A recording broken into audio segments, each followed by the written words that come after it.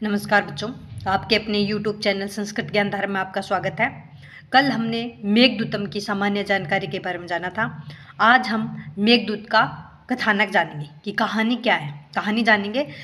मेघदूत में अलकापुरी नरेश यक्ष अधिपति कुबेर के दरबार में नियुक्त यक्ष। अलकापुरी नरेश कौन था? कुबेर, ठीक है। और इनके दरबार में नियुक्त था एक यक्ष। अपनी प्रिय पत्नी के प्रति अतिशय अनुराग होने के कारण अपने कर्तव्य से विमुख हो जाता है।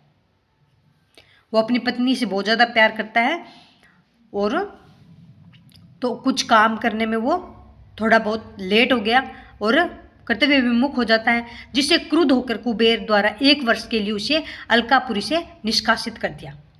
किसने किया? कुबेर जी ने। और किसने? 1 वर्ष के लिए या 12 माह के लिए अलकापुरी से क्या कर दिया? निष्कासित कर दिया। यक्ष रामगिरी पर्वत पर निवास करता है। कौन से पर्वत पर निवास करता है यक्ष? रामगिरी पर्वत पर निवास करता है। 8 महीने के बाद 8 महीने बीत जाते हैं रामगिरी पर्वत पर रहते हुए यक्ष को। तो बाद में आषाढ़ मास के प्रथम दिन, आषाढ़ महीने के प्रथम दिन यक्ष को देखकर वह मेघ से अपनी पत्नी हेतु संदेश कथन की याचना करता है। मेघ को देखकर क्या करता है? मेघ को देखकर संदेश कथन की याचना करता है, इसलिए इसे संदेश काव्य कहते हैं और दूत काव्य भी कहते हैं ना इसको। याचना करता है। मेघ को अलकापुरी तक जाने का मार्ग बताता है। मेघ को क्या बताता है? अलकापुरी तक जाने का मार्ग बताता है। मार्ग में आने वाले अमरकूट पर्वत, रेवा नदी, विदिशा नदी, दर्शना नदी, वेत्रवती नगरी, उज्जैनी, निर्वंध्या नदी, क्षिप्रा नदी, गंभीरी नदी, देवगिरी पर्वत, चर्मणवती नदी, कुरुक्षेत्र आदि का वर्णन करता है। पूर्व मेघ में अलकापुरी तक जाने का मार्ग बताता है। पूर्व मेघ में क्या बताता है? अलकापुरी तक जाने का मार्ग बताता है। और उत्तर मेघ में अलकापुरी नगरी का वर्णन करता है। उत्तर मेघ में अलकापुरी नगरी का वर्णन करता है। मेघ द्वारा यक्ष संदेश कथन का वर्णन है।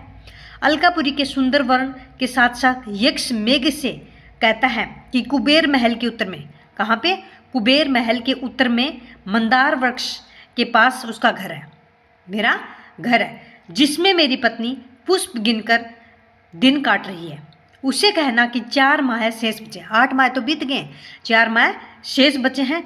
देव प्रबोधनी एकादशी समाप्त होने पर हमारा पुनर्मिलन होगा, तब तक धैर्य धारण करें। ये सारे वृत्तांत यक्ष किससे कहता है? मेघ से कहता है। मेघदूत कथानक में अपन देखें पूर्व मेघ में क्या कहानी है। कोई यक्ष कार्य में प्रमाद के कारण अपने प्रभु कुबेर से शाप अलकापुरी से 1 वर्ष के लिए निर्वासित होता है। निर्वासित यक्ष अपनी प्राणेश्वरी से बिछुड़ने के शोक में कृश होकर रामगिरी के आश्रम में रहता है। वह आषाढ़ मास के प्रथम दिन नवीन मेघ के दर्शन से अपनी प्रियतमा की स्मृति में शोकाकुल होकर बहुत अंधेर हो जाता है। कामार्थ होने से उसे चेतन और अचेतन की कुछ शुद्ध न रहती है। उसे बहुत ज़्यादा याद आती है अपनी पत्नी की। मेघ को पुष्कर आवर्तकों के वंश में उत्पन्न, मेघ का क्या है? पुष्कर आवर्तकों के वंश में उत्पन्न कहकर यक्ष ने अपनी प्रियतमा के पास संदेश ले जाने की प्रार्थना की, क्योंकि मेघ उस दूत कार्य को स्वीकार न भी करे तो उसे यांचा मोगा। इस उक्ति से के अनुसार दुख नहीं होगा। मेघ को किस किस मार्ग से अवलंबन करना होगा और क्या क्या दृश्य देखना पड़ेगा, यह उस सब का एक एक करके विस्तार से वर्णन करता है। वह कहता है, मेघ अनुकूल वायु तुमको कोमलतापूर्वक आगे बढ़ाएगी। क्या कह रहा है? मेघ अनुकूल वायु तुम्हें कोमलतापूर्वक आगे बढ़ाएगी। दाहिनी ओर चातक मधुर गान करते हुए मिलेंगे। दाहिनी ओर चातक कौन होते हैं? मोर। दाहिनी ओर मोर तुझे मधुर गान करते हुए मिलेंगे। और कैलाश तक तो हंस अपनी चोंचों में मृणाल दंड लेकर मानसरोवर जाने के लिए तुम्हारे साथी रहेंगे।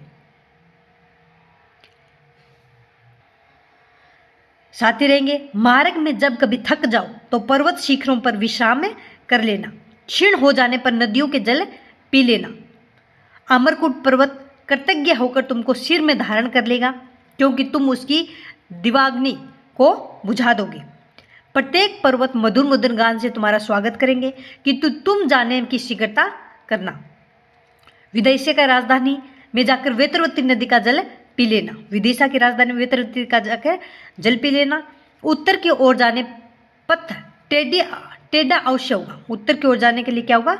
पथ टेढ़ा अवश्य होगा, किंतु तुम उज्जैनी के प्रसादों को गोद में आनंद अवश्य लेना। उज्जैनी के प्रसादों महलों में गोद आनंद अवश्य लेना।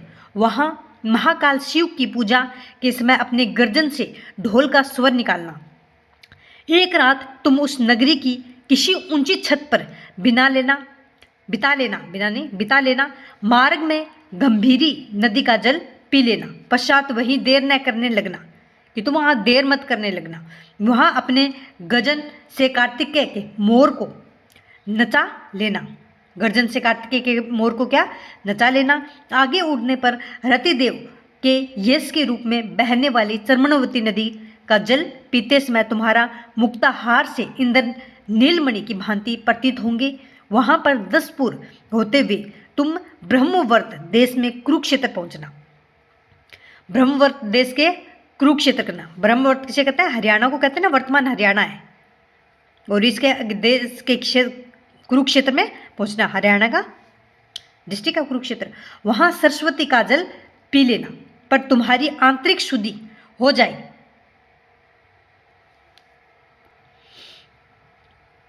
तुम्हारी आंतरिक शुद्धि हो जाएगी, केवल शरीर मात्र काला रहेगा। आंतरिक शुद्धि हो जाएगी, शरीर मात्र काला रहेगा। वहां से चलने पर तुम्हें गंगा मिलेगी। गंगा में जब तुम्हारी छाया पड़ेगी, ऐसा ज्ञात होगा मानो प्रयाग के में अतिरिक्त वही जमुना का संगम हो गया। वहां से हिमालय पर्वत की शोभा निरीक्षण करके तुम क्रौंच पर्वत को छेद से होकर कैलाश की अतिथि बनना। वहां यदि पार्वती जी का पैदल चलते हुए देखो तो सीढ़ी बनकर शिखर पर चढ़ने की सहायक होना। मानसरोवर का जल पी लेना, और पर तुम आगे बढ़ोगे तो अलका नगरी दिखाई देगी। ये सारा वृत्तांत किसमें? पूर्व मेघ में। अब अपन देखें उत्तर मेघ में क्या है। उत्तर मेघ का आरंभ अलकापुरी के वर्णन से होता है। तो ये भी क्वेश्चन पूछा जाता है कि उत्तर मेघ का आरंभ कौन सी नगरी से होता है? तो अलकापुरी नगरी से उत्तर मेघ का आरंभ होता है। मार्ग निर्देश पर चुकने पर यक्ष मेघ से कहता है, हे मित्र, अलका बहुत ही रमणीय नगरी है। वहां के भव्य प्रसाद बिल्कुल तुम्हारी समता करने वाले हैं। यदि तुम्हारे पास इंद्रधनुष है तो उन भवनों के रंग बिरंगे चित्र लटके हुए हैं। इंद्रधनुष है तो रंग बिरंगे चित्र लटके हुए हैं। यदि तुम मृदुंग गंभीर गर्जन कर सकते हो तो वहां भी संगीत के साथ मृदंग बजते हैं। यदि तुम्हारे भीतर नीला जल है तो उसकी धरती भी नीलम से जड़ी हुई है। और यदि तुम ऊंचे पर हो तो उनकी अटारियां भी आकाश चूमती है। वहां पर 6 ऋतुओं की सुषमा सदैव विद्यमान रहती हैं। वहां किसी भी प्रकार का दुख नहीं है। कल्प वृक्ष वहां की प्रत्येक आवश्यकता को तत्काल पूर्ण कर देता है। कल्प वृक्ष वहां की सारी आवश्यकताओं को तत्काल पूर्ण कर देता है। इसी वैभवशाली नगरी में कुबेर भवन के उत्तर में ये सारा किसका? अलकापुरी का वर्णन है। इतनी सुंदर से किया है कि वहां पे किसी भी चीज की कोई कमी नहीं है। इसी वैभवशाली नगरी में कुबेर भवन के उत्तर में इंद्रधनुष के समान सुंदर गोल फाटक वाला मेरा घर तुम्हें भी दूर से दिखाई पड़ेगा। उसके पास एक छोटा सा कल्प वृक्ष है जिसे मेरी प्रिया ने पुत्र के समान पाल रखा है। वहां पर एक बावड़ी है जिसकी सीढ़ियों पर नीलम जड़ा हुआ है। उस बावड़ी के तट पर बनावटी पहाड़ है। घर के उद्यान में अशोक तथा मोलसिर का पेड़ है। मोलसिरी का पेड़ है। एक दरवाजे प्रसंग तथा पद्म के चित्र बने हुए हैं। उस घर के भीतर दुबली पतली नन्हे दांतों वाली, पके हुए बिंबा फल के समान लाल होठों वाली, पतली कमर वाली, चकित हिरणों के समान आंखों वाली, गहरी नाभि वाली, सतनों के भार को कुछ आगे को झुकी हुई युवती तुम्हें दिखाई दे। उसे ही तुम मेरी पत्नी समझना। वह मेरे वियोग में सूख गई होगी। तो कितने अच्छे से अपनी पत्नी के बारे में उसने वर्णन किया है। हे बंधु, दिन में तो उसे उसकी प्यारी सखियां घेरी रहती है, अतएव तुम रात्रि में उसके पास से जाना। तुम्हारे पहुंचने पर यदि उसे नींद आ रही है तो तुम उसके पीछे चुपचाप एक पहर ठहरे रहना। पश्चात जल फुहारों से उसको जगाकर अपने धीमी गर्जन के शब्दों से उसे मेरा संदेश आरंभ करना। सर्वोपर तुम उससे यही कहना कि हे अविधवे, तुम्हारी बिछुड़ना हुआ साथी रामगिरी के आश्रम में कुशल है और तुम्हारी कुशलता जानना चाहता है। हे कल्याणी, तुम्हारा प्रियतम तुम्हारी विरह वेदना से झुलस रहा है, पर अनेक प्रकार की कल्पना करके अपने आप को सांत्वना दिया करता है। अतः तुम भी धैर्य रखो। सुख और दुख किसी भी पर सदा नहीं रहा करते। तुम्हारे दुख के दिन अवश्य समाप्त होंगे। विरह के अवशिष्ट 4 मास अवशिष्ट बचे हुए 4 मास किसी तरह आंख मूंद कर बिता डालो, फिर तो प्रियतम के संयोग में आनंद ही आनंद लूटना है। इस प्रकार मेघ के संदेश कहकर यक्ष पुनः उससे कहता है, हे मेघ, मैंने जो तुमसे काम बताए हैं वह तुमसे करना बड़ी ढिठाई होगी, पर चाहे मित्रता के नाते, चाहे मुझ दुखिया के तरस खाकर तुम मेरा प्यारा काम अवश्य कर देना। फिर जहां मन चाहे वहां घूमना। मैं यही मानता हूं कि प्यारी बिजली से एक क्षण के लिए तुम्हारा भी वैसा ही वियोग होगा। मेघ की पत्नी बिजली विद्युत को बोलते हैं ना, तो कह रहा है कि तुम भी अपनी बिजली से एक क्षण के लिए भी तुम्हारा भी वियोग ऐसा ही होगा जैसे मैं भोग रहा हूँ।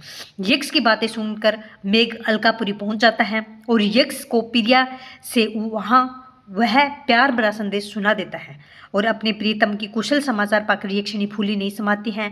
जब कुबेर यह बात सुनता है तब उसे मन में बड़ी दया आती है और वह अपना साप लौटाकर दोनों पत्नी पत्नियों को फिर से मिला देता है। ये मेघदूत का इतना सुंदर वृत्तांत है, इसमें बहुत ही अच्छे से उज्जैनी नगरी का, अपनी पत्नी का कैसे जाओगे, सबका बहुत ही अच्छे से वर्णन किया गया है। बहुत सुंदर कथा है इसमें। ये सारी जो अपन लास्ट में पढ़ा, ये उत्तर मेघ में, पूर्व मेघ में वहाँ के मार्ग के बारे में बताया गया। पढ़ते रहें, बढ़ते रहें। जय हिंद, जय भारत। Like and subscribe.